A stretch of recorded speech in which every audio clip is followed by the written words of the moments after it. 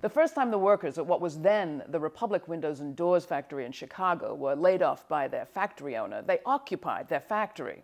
The second time they were laid off by their owner, they decided to take over and become their own boss. This May, those workers are now the happy worker owners of New Era Windows, which is opening for business as we speak. We decided to make a co-op because we were tired of our life being in someone else's hand. At Republic, they had walked away from our job.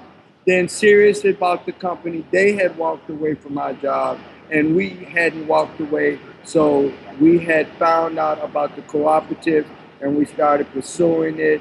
And lo and behold, here we are today. To start with buying windows from New Era Windows, as now we're taking orders, we're ready to run our production, and we hope to have 100% of this factory running in the future months. The first obstacle was they weren't even being allowed to the bargaining table to try to buy the factory, and that was the first public fight you saw.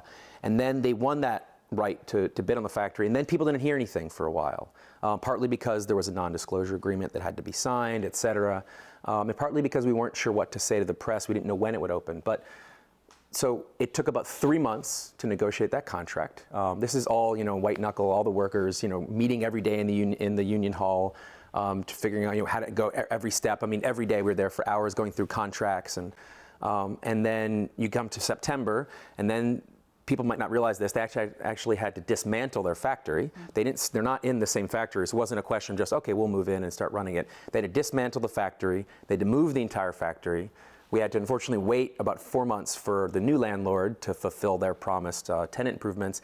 And then finally, about 2.5, 3 months ago, the workers were able to start rebuilding their new factory. There has been times that we wasn't sure if we were going to be able to get New Era off the ground because you have to get investors. So we don't have like a lot of people just knocking our door down to loan us money. The workers that are now today opening the New Era factory in Chicago have themselves put in an enormous amount of work into learning and training and coming to understand how this could happen.